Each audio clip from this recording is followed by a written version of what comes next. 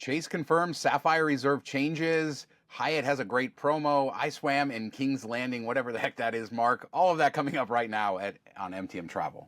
Are people going to call it the greatest thing since sliced bread like the Venture X and then have it completely destroyed 2 years later? I mean, isn't that the way it is?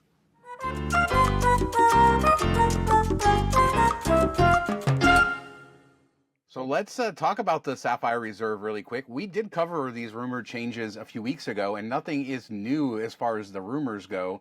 A lot of sites were recovering, I guess, the rumors, but Chase did one thing. They confirmed that the Sapphire Reserve is undergoing a lot of changes this summer, no date given, and that also we will get a Sapphire Reserve business card. Yeah, and I think the business card flew a little bit under the radar. Everybody was paying attention to the refresh, and then later on the business rumors came out, and some of the perks we saw, it makes more sense on a business card. So I wonder if all that is getting commingled together. And now there's a new rumor that the 1.5 cents in the portal is going away. So maybe that's what some of this stuff. And that's why it's tough when you're dealing with rumors. It's all, some of it's truth, some of it's not. It's all kind of intermingled together. And then we've seen people just can make completely shifts at the end when the rumors are starting to churn and people are giving negative feedback. They'll make changes last minute. So there's no telling what's coming. We know it's coming this summer. A rumor, I think Dr. Credit reported that it's coming later this month, but we'll have to wait and see when it does come out, and then we'll have to see what it looks like. I'm not like super high hopes about either of them. Yeah, it does seem like we're going the way of the coupon book. I think, that's what all the rumor says. You're going to have all these credits, Peloton, Lyft, Edit by Chase, Apple TV. I mean, the list goes on and on. StubHub. Yeah. Like you're going to have to want to go to concerts and eat fancy meals. I think Chase dining too. So there's a lot to it. And then the rumor is if you spend over 75,000, you start getting stuff like IHG Diamond, Southwest A-List, $500 Southwest credit. Again, these are rumors. The one I believe though is that the annual fee is going up to $795. It's going to go up, right? Those are yeah.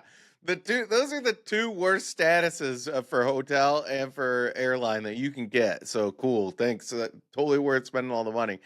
But yeah, and the business card I think is going to be in the same realm. I think they're going to have the same annual fee, whatever it be. If it's $800, which is insane. The negative thing, if they go to 800, Amex is going to be like, whoa, wait a second, because they're usually the ones to push the envelope. So I think that it's only a matter of time before the platinum goes up there too, and they add some more useless crap to it. So it's just going to be a churn, and we're getting we're shooting the moon or jumping the shark or whatever you want to say, and we're getting to the point that none of these are going to make sense.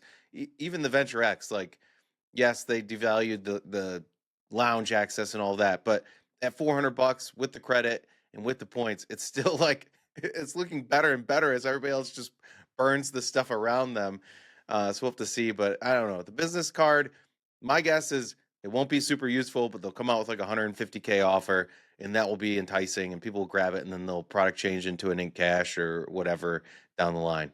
And another play that some people are talking about is upgrading to a Sapphire Reserve now to lock in the lower annual fee, perhaps the current benefits, however they do the changeover.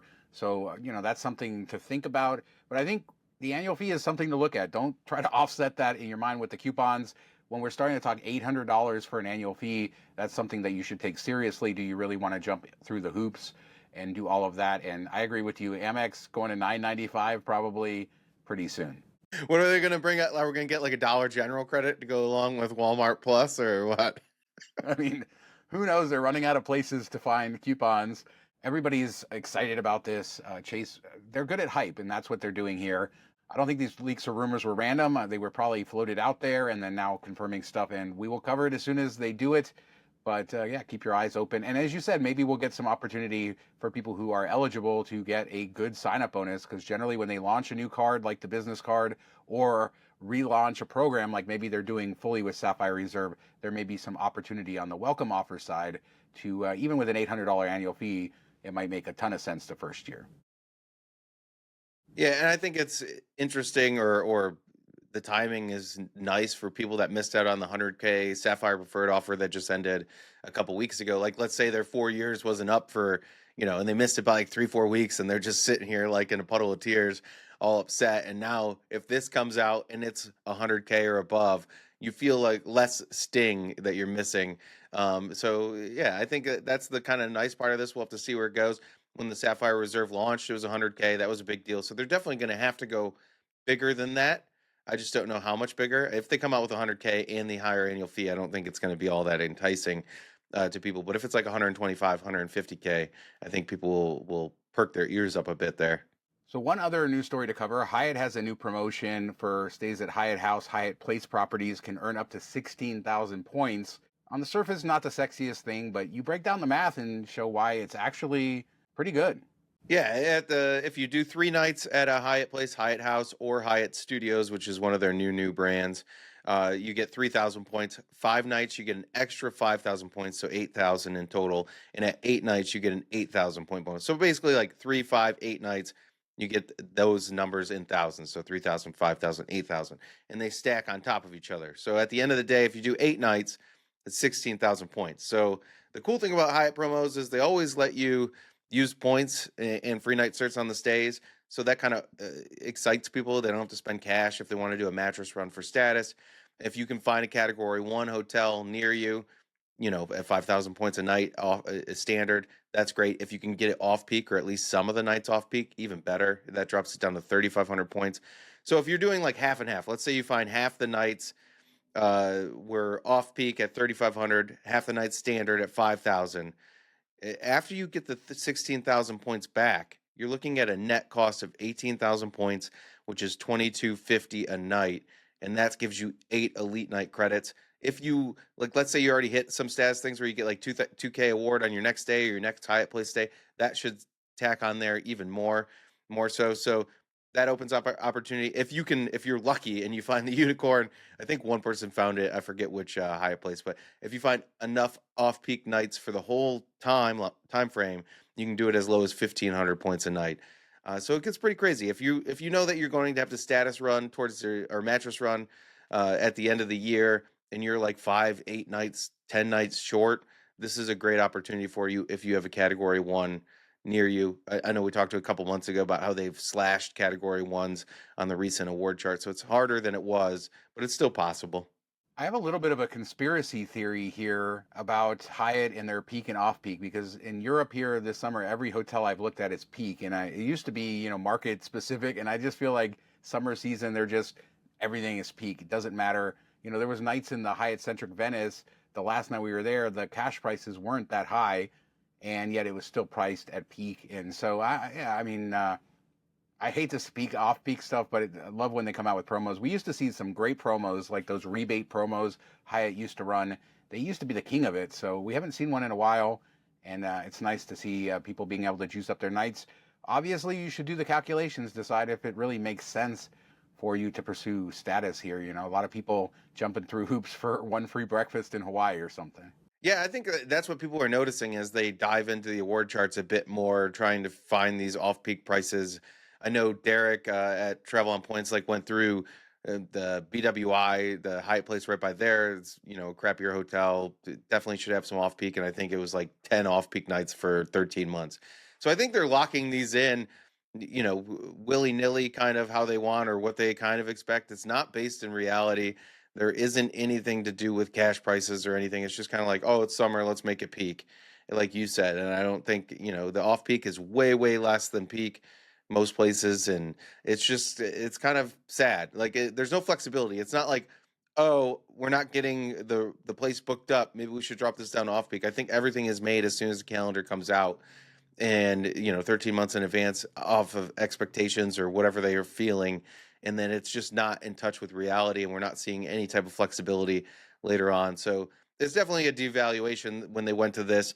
It's a way that they can let their hotels charge more, but still stay in certain categories and say they haven't devalued they haven't gone fully dynamic type of stuff. Yeah, Hyatt has been brilliant with the deniable devaluation because they've done this in so many ways. They've cut it bits and pieces here and there, and I think they get a little bit of a pass compared to some of the other programs, but good to see a promo here. And I was talking to you before the show. Hyatt recently updated their app.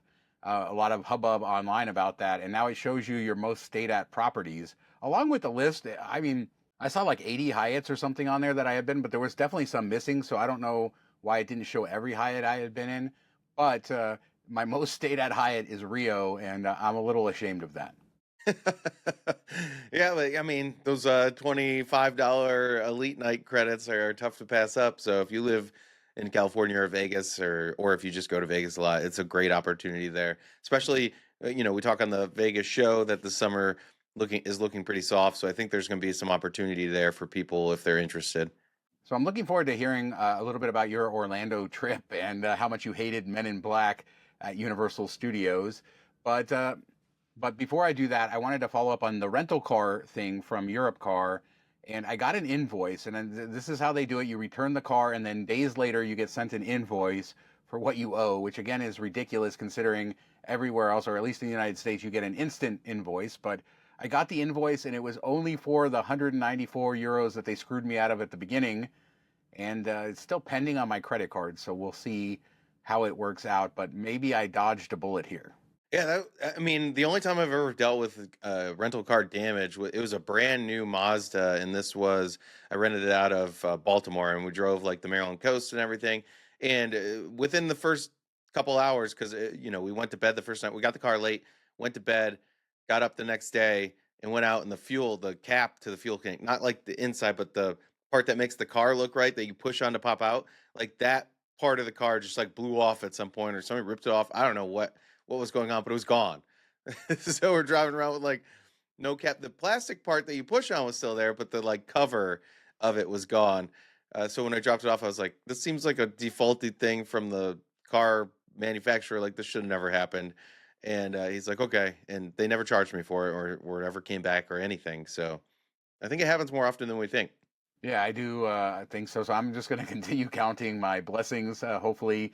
And I'm still skeptical that they're not going to try something else, but it does seem like that. And I didn't do the damage, so I shouldn't be This charged. was And maybe karma here. this was all a scam, just so you're like, all right, I'm going to pay that $160 fee because I don't want them to look any further into this. And see, it was all planned. Yeah, too much stress. Too much stress. I am so over that car rental. A couple other follow-ups from Europe before we get on to your thing. I'm on a cruise ship. I have a lot of things to talk about from that, but probably not on this show. But I flew Air Dolomiti, and I don't know if you've ever heard them, but that's where I flew from down to Venice from Germany, and that is owned by Lufthansa. I guess it's sort of their budget regional carrier. And it's so funny. We were at the airport in Munich, and we were going through security, and they literally were watching people going through security, and they ran to us and said we had to go weigh our bags. Another difference than what you would see probably in the U.S. Now, I will say in the U.S., the budget carriers will strictly enforce things at the gates, so it's not like it's any different, but they literally grabbed us out of the line. Now, I had booked the ticket through United using United Miles because the cash prices were high, and that actually came with 2 free checked bags because they said you could only have 8 kilograms, which is, roughly 17 pounds in your carry-on, which is a little frustrating. So we ended up having to check our bags. So she brings us over to the agent over there, and she, in the most nice way, she's like, it weighed like, I don't know, 11 kilograms or something. She's like, oh no, this is bad. You're going to have to pay. And I was like, I don't think so. Can you check? I think I have free checked bags. And she's like, oh, no, nobody ever has free checked bags on this airline. So I guess nobody ever books with like a partner mileage award, but that worked out great. It was actually a really nice experience. They did charge for like most drinks, but they gave you free water. I mean, it's a really short flight, like 40 minutes over the mountains, so not a huge deal, and enjoyed that. But it's always a reminder that things are just a little different. And yeah, the weight, that's a thing that we don't enforce nearly as much in the U.S., especially on carry-on bags. They just, as long as the size is okay, it tends to be okay. But everywhere else in the world, this isn't just Europe. In Asia, I've had this happen. I've never had somebody take me out of a security line before, though. Well, I was waiting for you to say that you started taking clothes out and putting them on to make weight. Yeah, I didn't have to, but this lady was shocked that absolutely shocked that we had it for free. So that was all good. And then Hyatt Centric Venice, I just want to give a bottom line on that. I talked a little bit on the last show. I just don't. And in fact, I was talking to Jasmine, who a lot less critical than me, but she stayed in as many Hyatts as I have.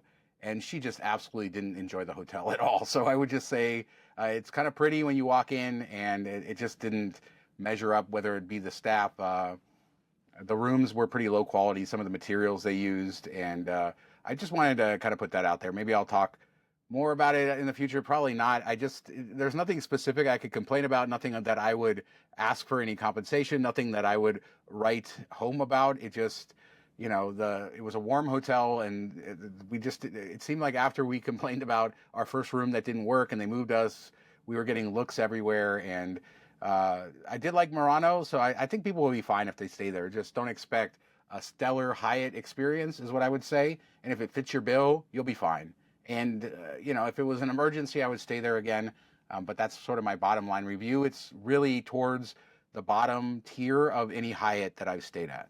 Yeah, you had me at it was hot. I'm out. I'll find somewhere else. I know Choice is a really good program for Venice if you have thank you points. I think they have some really reasonable priced hotels that you can get at like half in thank you points since it goes one thank you point to two choice points. So I think that's where I would lean and then hope that they have some good air.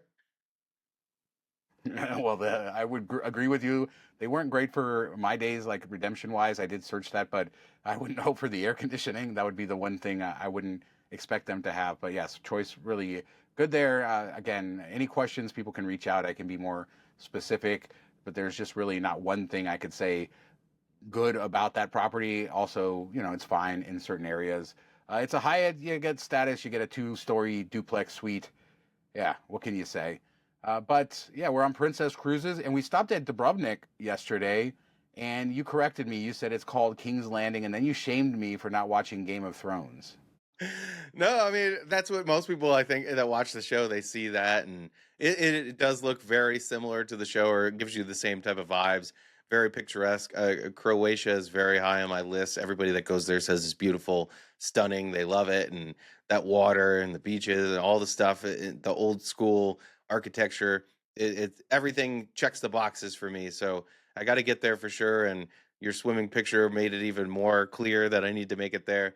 But how were the crowds? Was it like really bad? The summer months, I'm sure, gets crazy in Old Town. It was terrible. The crowds were terrible. So my first time in Dubrovnik, my only time in Dubrovnik before this time was in 2013, and it was sort of in the off season. And this is before Game of Thrones and before a lot of people knew Dubrovnik. It's not like it was completely unknown, but there was just far less people. So we had the old town not to ourselves, but it wasn't busy, and you could climb the walls, and it was great. I didn't know you could swim right outside the walls, so that was like a big surprise. We didn't bring our swimsuits, but once I saw people in there swimming, I had to just jump in and do it. The water was so cold, but it was so hot outside. Like I jumped in and it literally took my breath away. But then after a minute, I was so comfortable, and I could have been there for hours, quite honestly, if not for the fact that my wife and daughter didn't have bathing suits, and therefore I was the only one swimming. Put the Meta smart glasses to good use, as you saw that video. So I had the glasses recording, and I could actually kind of capture the perspective of being there right, this walled-in city. If you've never looked at it, go look at an aerial of this and look how incredible the example of what Dubrovnik's old town is. There's nothing quite like it in the entire world. And when you're inside of those walls, it's like you're walking through a medieval city. That said, they should really limit the number of people they let in there, because with a cruise ship in port and just summer crowds, it was absolutely miserable in the city, and a lot of the charm is lost. And especially because they have these tour groups, these walking tour groups of 50, 60 people. They should never let 50 or 60 people be in one group inside the old city of Dubrovnik, because it's just not enough space. And then they just take up these entire areas, and then they'll stop and block everything. It was much more enjoyable in 2013. Still one of my favorite places in the world. I recommend doing the cable car. I didn't do that yesterday because of the crowds, the lines. I did that before. You get this incredible view. And I also recommend, if you can, walk down, do a one-way on the cable car and walk down, because, as you mentioned, the Adriatic Sea, when the sun hits it, is the most beautiful seascape I've ever seen in my life. This held up from 2013. I was so excited about that because I wasn't sure. I mean, it's just stunning. I've been to Split. It's great.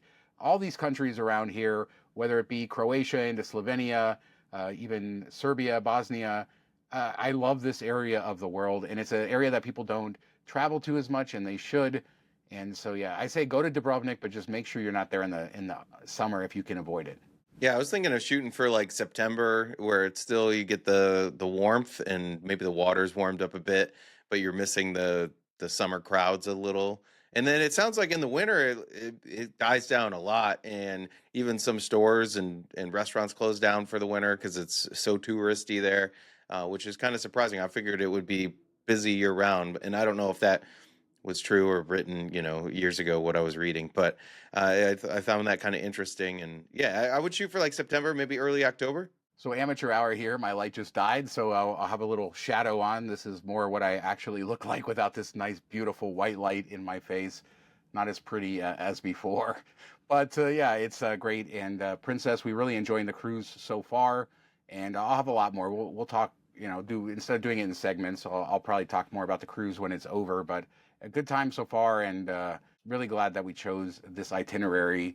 I did want to talk to you about Orlando, Mark, because you went there to Universal Studios. You finally did the Express Pass stuff, and I noticed you were tweeting and tweeting and tweeting about your thing, and then you got to the bar, and I saw a beer, and then I never saw anything else. Yeah, I mean, it started to rain in the afternoon, so we headed back to the hotel. And that was the nice thing with the FHR. If we talked about it previously, I booked the Portofino, the Lowe's property with the Amex FHR, and to use the $200 platinum credit. I think it was a little over $900 for the room for one night. $200 credit, you get the $100 on property, you get the free breakfast, you get upgraded, which we got like a bay view, which was fine, and then you get 4 p.m. checkout. So I was planning on heading back in the afternoon for a couple hours, like just relax, pack up, all that stuff. So we did that, and it happened to time up right when it was like the afternoon rain for Florida. And then we went back into the park in the evening for a few hours, for like 4 hours, and it did a couple more rides. But I was just exhausted. It was so hot. Like, we missed it by a week. The week before it was 75 and perfect to walk around the parks. When we were there, it was low 90s and humid and miserable. So it just kind of wore on us a bit, but we were able to. I will say the fast passes, if you want to get a lot accomplished, we did the two park hopper ticket, and we were able to ride the train back and forth a couple times. The Hogwarts Express, we were able to get into all the rides within 15 minutes or less. We started the day, we went right to the Velocicoaster, which I think is the way to do it if you're rope dropping, because that, only like 4 or 5 places are open. Everybody goes to Hagrid's. We went there, we walked right on. We could have rode it twice in a row without waiting even a single minute, which was kind of crazy. That is one of the best roller coasters I've ever been on. And then Hagrid's, luckily, I didn't even know this. They opened up Express Pass lanes like May 31st, and we were there June 4th or something like that. So we were one of the first people to get to use the Express Pass lane, and we got on Hagrid's in 25-ish minutes, and that was like our fourth ride of the day.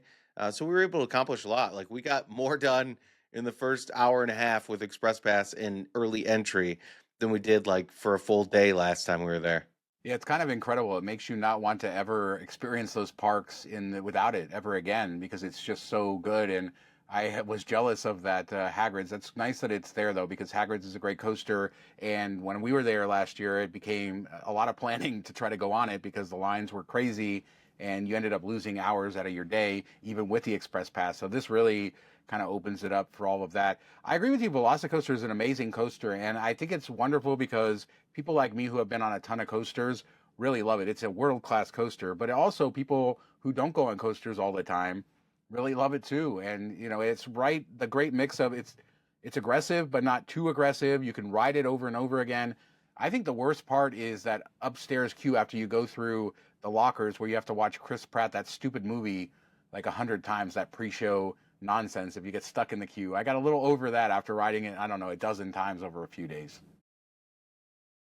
Yeah, and it's smooth. It's really, really smooth. One of the smoothest coasters that goes that fast and does those type of loops and everything. Like, you're not being herky jerked all over the place. And I'm glad you brought up the lockers. I was going to forget to bring that up. I really love the setup of the lockers for that, because you put all your stuff in and you scan your ticket or your fast pass or whatever. It locks it, and that's the same setup that they have for other rides, but it's outside the ride. This is right before you get on the ride, and then when you get off, you're on the other side of the wall to the same locker. You scan your thing, it opens up, you grab all your stuff before you leave. It's the best setup I've ever seen in a park for rides. So I thought that was really cool and unique. And we went to the Hopping Pot, which is kind of like a cool bar area, and Diagon Alley, and they called them hand pies or pasties, like a chicken filled, basically like a sandwich, or I don't even know, like a croissant with meat and vegetables and all that stuff in it, and they're really good. They were like $10 a piece.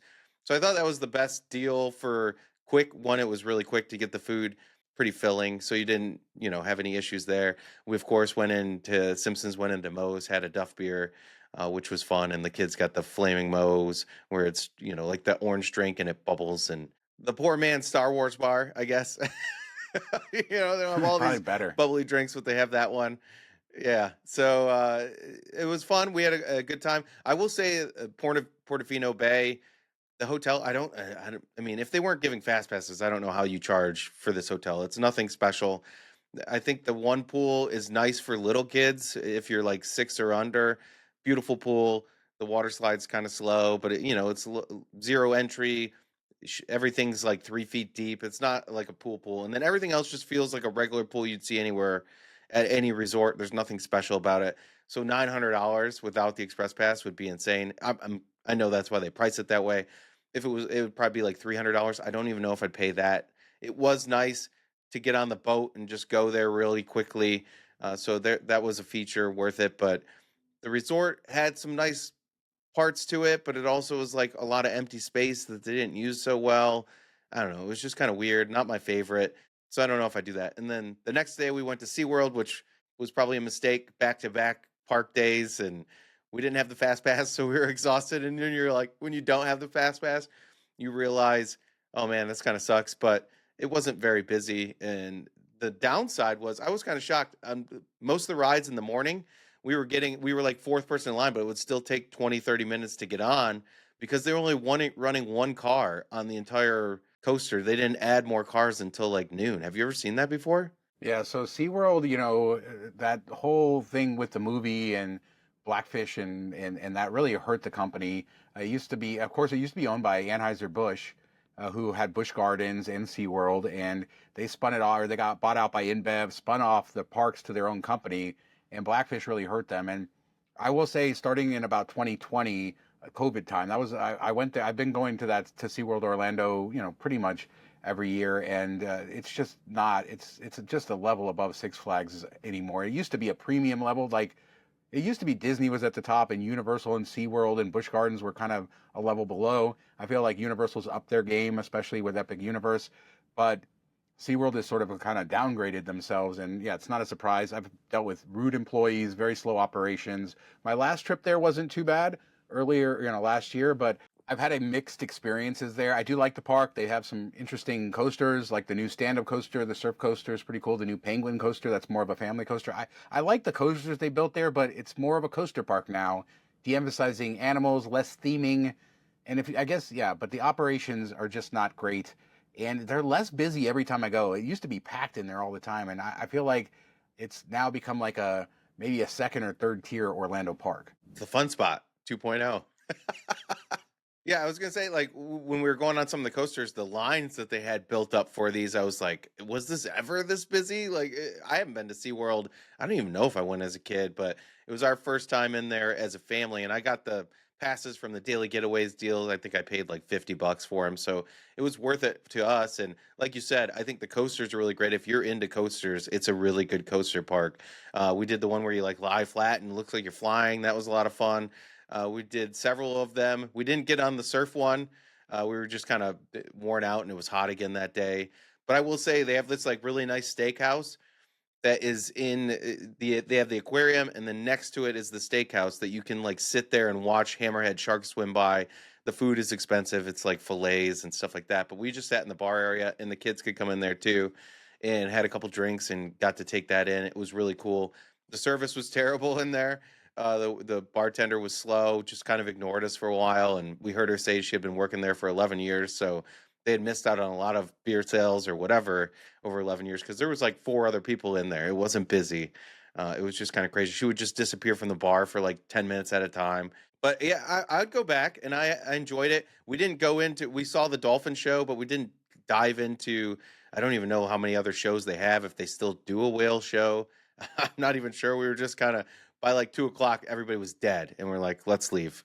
I mean, the temperature really gets to you. When I was in Epic Universe, a month or so ago, like it should have been cooler. In the week before, it was cooler, and then just they got a little bit of a heat wave when I was there, and it was like 91 in the afternoon, and that 4-hour period with the pure of the sun was just rough. And it's so funny because my sunscreen, sweat off my face so much, and then I didn't use the sunglasses after that until on this trip, and I went to take them out, and my sunglasses were caked in sunscreen.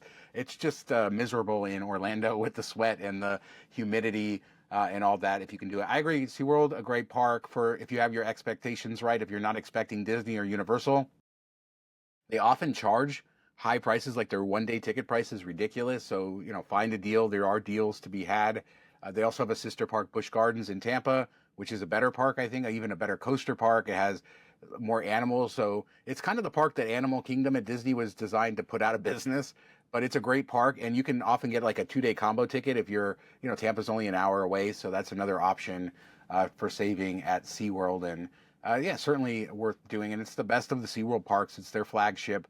So, it's going to have more rides than if you go to San Antonio or in San Diego. Yeah, and they have Chick-fil-A, so there's another selling feature for you. So that's where we had lunch. But no, one more thing I want to make a point on before I talk about where we stayed is if you are going to get the express passes at Universal, definitely book one of the hotels that offer it. And we've hammered this home a few times now, but I think the express passes alone were $1,000 for 4 people, and we got all those included with the $900 a night hotel. So you basically get a hotel for free out of it. If you have MX, book it through FHR, even if you don't have the platinum card for the credit, you'll get the same perks. You'll get the $100, which we used at the pool bar. And I was shocked on a Tuesday night. The pool stayed open till 11. The pool bar stayed open till 11. The food was served until 10. So that was kind of cool. Like if you spend all day at the park, you can still come back and do that for a bit. And then we had the breakfast. The one negative thing is they charged me for the breakfast. I emailed them. I responded to the email because when I was at checkout, I was like, "Can I see the folio?" And he's like, "It printed off just showing that the balance or the money I had deposited came off. There was not." He's like, "All your Amex things have been used." I was like, "Okay." I expected there would be a couple dollars on there, but whatever. Then they billed me again like a day later. It had the 80 some dollar breakfast charge for 2 people, which is insane. And I emailed them back, and within, an hour or so, they had said, "Hey, it's been credited to your account. Sorry about that." So the check-in people were great. All the workers there were great that we dealt with. So I would definitely book that if you were going to get express passes anyway. And then we moved to Sheridan Vistana Villages for the rest of the trip, which is their timeshare place. It was one of the offers where we could book a 2 bedroom condo with a full kitchen, all that stuff, and it had 2 bathrooms, which was really nice. And it was like $450, and there was no timeshare presentation needed. So you could just book it, and they just wanted you to see the property. And then, of course, when you're on the property, they try to get you to go to a timeshare presentation, which we did go to. I got suckered into that. I can talk about that in a minute. But this was a good property if you have Marriott points to book there. We had a king bedroom, and then there was a 2 beds, another bedroom. Each bedroom had their own bathroom. The one bathroom connected to the living room and the bedroom with the 2 beds, and then there was a pull-out couch. So even when my parents came, we had enough room for everybody. You could sleep up to 8 people technically. We had 6, and it was perfectly fine, very comfortable. And then you have the full kitchen and everything. The pools were pretty nice, and there was good service. There was one pool, which I'll point out. The main pool with the kids pool that has like the water slide gets very busy, and then the main pool up by the entrance also gets super busy that has the waterfall. There's a third pool that's kind of across the street, a little bit out of the way. It doesn't have any of the cool features, but there was like 4 people. Both the other pools were completely packed. This pool had like 4 people in it. It had a little pool bar outside the gate that you could walk over to, grab what you wanted, but we could also bring like any drinks we wanted into it. So it was really nice, and I enjoyed it. And then we got suckered into a presentation. You, of all people, getting suckered into something that I don't think, I mean, I'm surprised. I'm not being sarcastic here. I'm really, I mean, I was but maybe you like a good story though. And you write about this stuff. So it's a good story to tell. And Yeah. so, yeah. So tell us about it. Yeah, that's part of it. Like, I want to experience it so I can share it. And I knew the guy kept hammering me like a week out, like, "Hey, you're going to check in with me." A day out, "You're going to check in with me." And then texting me during the day. And I'm like, "Hey, we're probably not going to get there till 9 o'clock or 10 o'clock. We're at the park." And he's like, "Oh, well, if you don't get here by 9, I can't check you in. They can check you in, but can I call you?" And I was like, "All right, here comes the pitch." And I'm ready to say no. I don't want to deal with it. Whatever. He calls and he's like, "Everything's good. You got your 2 bedroom. It's a 900 square foot one. We got you all set. If you make it before after I leave, that's fine. But if you want to go to a presentation, we'll give you a $250 Visa gift card, or you can keep the 15,000 points you were going to get and get a $150 gift card. Now it's like, I don't really want Marriott points. I was just doing that because it's better than a $100 gift card to Planet Hollywood restaurant. I don't want to go there. So I'm like, okay, $250 gift card. I'm like on the fence. That's not great, but it's not bad. I know I'll probably get out of there pretty quickly. And then he's like, and I'll go from a 900 square foot room to a 1,350 square foot room. And I said, oh man, Sean's gonna be like, how could you not take the 1,350 square feet? I mean, you can't resist the square foot. That talking my language. Are you talking about that? I mean, I can't. I couldn't resist. You're right. Yeah, and I mean, you could feel the space. I don't know what the other room looks like, but wherever that 450 of space was good for 6 people. If it was just the 4 of us, I probably would have been fine sticking with the other one. And there was a big balcony out front you could sit on, a screened-in porch, which was really cool, overlooking a fountain. It was too hot to sit out there, but I'm sure like the 2 months a year you can use it. It's great. And so I was like, okay, I go, let me put you on hold. I looked to my wife. I'm like, do you want to do this? It's $250. We did spend a lot of money today in the park. And she's like, I don't care, whatever, fine. So we do it. We set it up for like an 8 a.m. appointment. Want to get it out of the way so we have the full day to us.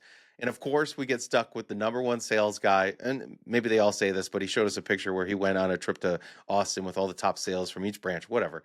And he was very good. He was compelling. So I think he was. But I told him right off the bat, hey, I write about this stuff. I travel for free.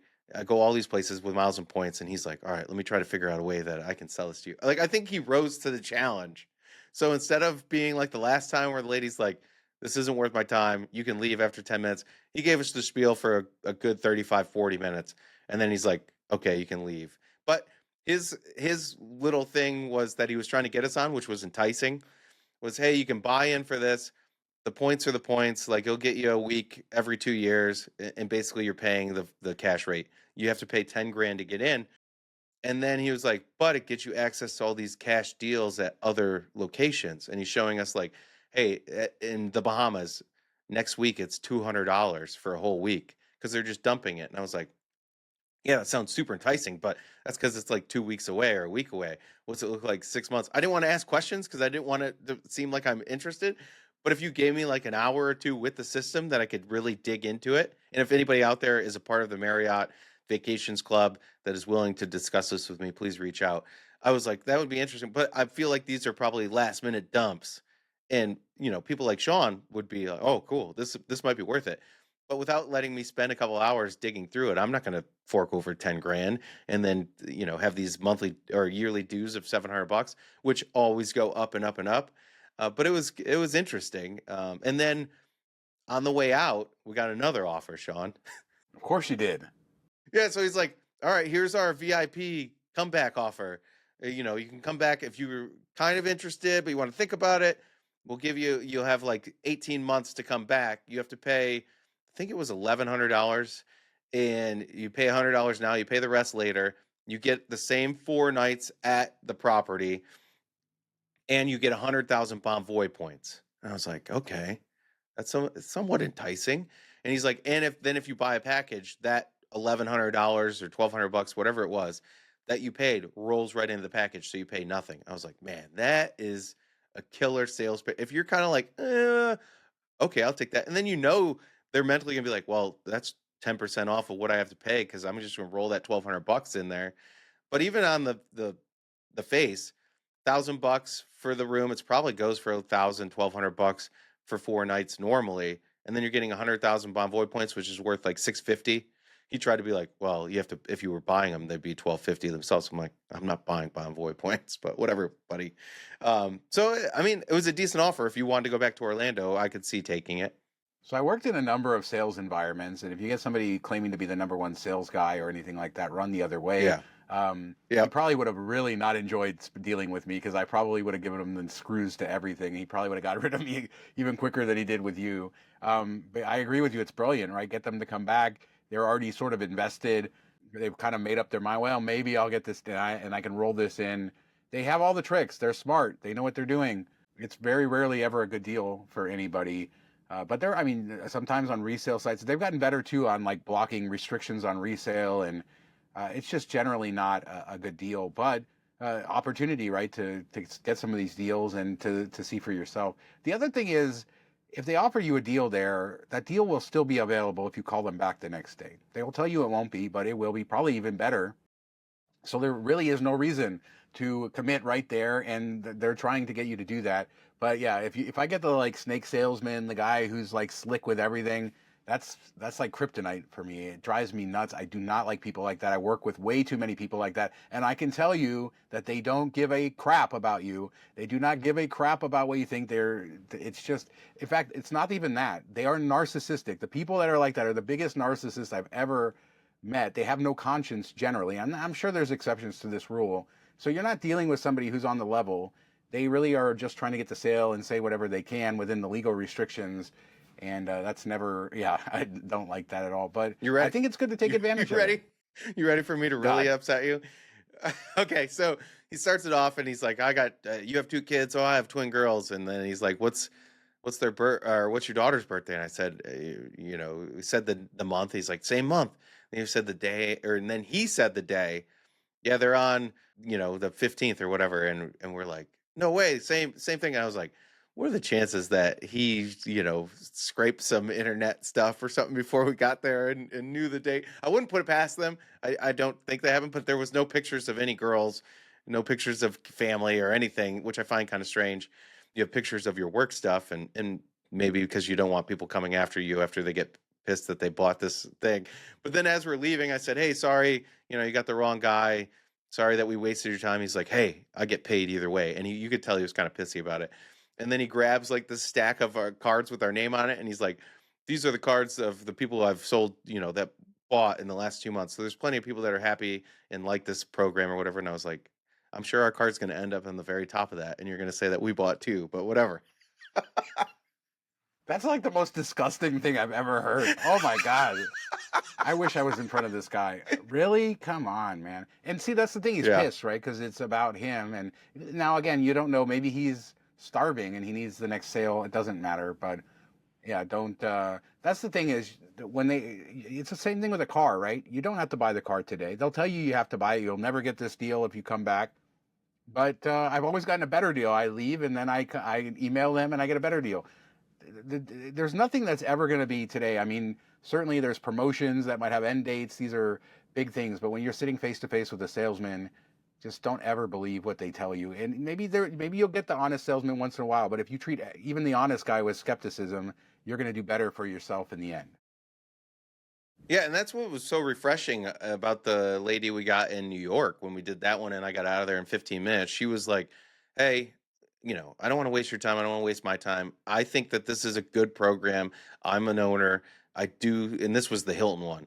And she's like, "I do think that this makes sense for people." And I could see where it could make sense for some people that can't budget or want to have a secure way or a way to pay over time for vacation, stuff like that.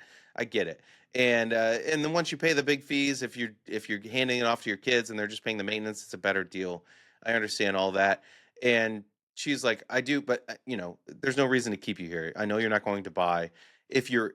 But I'll stay here and answer any questions you had." And she let me pick her brain a little bit, and I thought that was really cool and really refreshing. It made me feel even worse when we left. But I was like, man, I hope you do well because this is not what most people are like. I did have on the docket to talk today about the cost of travel, just how it is, and kind of the things I'm noticing being on the road this long. So, I think I'm not going to get to talk about that. We're out of time, but we'll talk about that on a future show. But I see the sort of the allure of having your hotel locked in or all of that, and being able to find a budget within that. And I'm sure it works for some people. So I'm not saying it's a scam.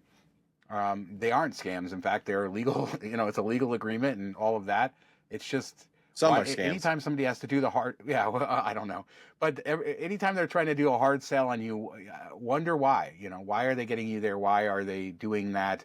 As you said, this is Hilton or Marriott or Hyatt. They all have them, and they're associated with those companies. So it's not like you should hate them or anything. It's just be more proactive because this is an industry where they're known for that, but also where there are a lot of gotchas, maintenance fees people don't understand.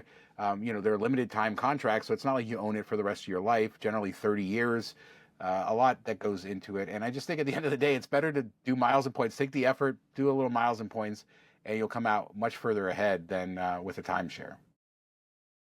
Yeah, and you know where the value is coming from. This is all. I think there are value. I mean, I know people that bought the Disney timeshare points way back when it was cheaper, and they sell them and they make a decent amount of money off of them. And that was his pitch too. Like, hey, these last minute rooms that are cheap, you can book them for anybody. So if they want to go stay somewhere and it's $1,000 a night, and you can get it for 250, maybe you charge them 600, and you keep a little bit of money. And I was like, yes, this all sounds enticing, but I need time to really dive in and look at it. And that's the thing. It's all behind paywall where miles and points and credit card, all that stuff is up front. You can figure it out. You can do the math yourself without being a paying member already. So I think that, and then I did some reading after the presentation trying to find if anybody does these cash bookings and stuff. And a lot of people were saying, you know, the value really in timeshare, and I don't know if this is true or not, but the value is getting those where it's stuck at one facility. If you really like the facility and you go there every year already and you can buy it on resale market and you're just paying the maintenance fees, that could be where like you buy it for $1 and then you have the $700 a year maintenance fees. And let's say that's $1,200 a week if you are paying to rent there normally. That could be where it makes some sense if you really love one property and you don't mind going back to it. A lot of people were resisting when they went to these points system. They're like, no, because it would cost me more to be able to stay at the same property I'm locked into right now, and this is the only one I want to go to. So it was kind of interesting to see both sides of that. Yeah, lots of great insights, and hopefully people share your timeshare experiences. DVC has definitely been the exception to the rule, and some people do rent out their DVC points, so there's definitely a market for that. They just implemented a new rule for DVC members saying that you can't do that, or at least you can't commercially sell your points. So it seems like they're trying to crack down less on people doing it as a one-off and more of these big brokers because they're, anytime there's a business like that, there's a broker. But again, be skeptical when you go into this timeshare presentation with Sheraton or Marriott, and they're telling you, oh, you could run a business off of this. That's a little sketchy, right? That you can make money off of this. DVC is one thing, and even then, it isn't a great deal for everybody. But it's always for years we've been talking timeshares. I still haven't done one in all these years, and you've done so many of them, and I think you've shared a lot of great insights over the years, not just with this one, but with previous ones. And the moral of the story is they're going to send you offers, and it probably isn't a bad idea to take them up on the offer to go. Oftentimes, Hawaii, Orlando, save some money, get some gift cards. We talked about being able to call and negotiate for better offers than say what they send you in the mail. So sometimes you can do even better. And from a miles and points perspective or a travel hackers perspective, by all means, do it. Take advantage of those if they make sense. Yeah, I think it works out to several $100s an hour. I mean, yeah, people don't want to spend 2 hours of their time at a timeshare. And I think they've gotten away from doing the big rah 30 minutes first. You go right back. The last three I've done, you go right back with the salesperson. You start it off right away. And if you're just like, hey, I travel for free, I use miles and points, and they're always like, oh, how much do you spend on a normal vacation? I was like, oh, I went to Hawaii and I spent $200 on a car rental. That was it. And then like $40 and and taxes for the airfare. And that kind of like takes the wind out of their sails because it's all based on what you normally spend, and you can spend it here instead. So you can work your way out. I know Rick from Top just did one. They kept him there for the full 2 hours. So you have to kind of like finagle your way, get a little lucky. But even at 2 hours for the $250 gift card and for the upgrade in the room, plus we were getting, let's say we had to do this to get the room, we're getting a paying $450 for a room for 4 nights, which was, probably half the price or more. It's worth it for us, at least. And just like that, I am pretty again, Mark. I wanted to say one last thing on the Universal stuff. Yeah, the amount of money that those tickets cost now, those hotels are expensive, Same. but the Express Pass, like you said, gives you such a better experience that I would rather go one day to the parks. You're probably even saving you admission to multiple days if you want to get on everything. And the hotels at Universal are run by Lowe's. And this goes for not only the top end hotels, but I just stayed at Endless Summer. I talked about it a few weeks ago. And I really prefer, if you're talking about Disney versus Universal hotels, Lowe's knows how to run a hotel customer service wise and all of that. It's just, I have had great experiences with them compared to Disney. So a big shout out to Lowe's and those hotels. And again, even the lower tier ones are run by Lowe's as well. Yeah, I thought the experience there was top notch. It was what you feel like at a 5-star resort everywhere else, like from the check-in to the bartenders to the cleaning staff to checkout and even after stay, reaching out via email.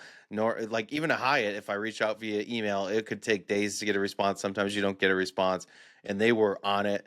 So I agree. Like if you're paying cash, that is one of the companies I would gladly pay cash for.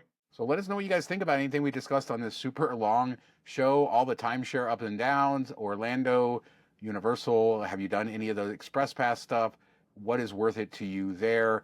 And obviously the Hyatt promo, the big Sapphire Reserve changes coming up. Are you excited? What in those rumor changes? I would expect these rumors are pretty accurate just based on some of the chatter I'm hearing, but we won't know until they actually tell us. So leave a comment. We do our show every Monday. We have MTM Vegas. We do twice a week as well. So if you love Vegas, I think we're the best source of information on Vegas. I'll just say that, best source of information for Vegas. Check out MTM Vegas as well. Lots of great other sources, but there I go being whatever. Thanks so much for watching. Talk to you next time. We're the most fun news station. Let's say that. That's true. Have a good week, everybody.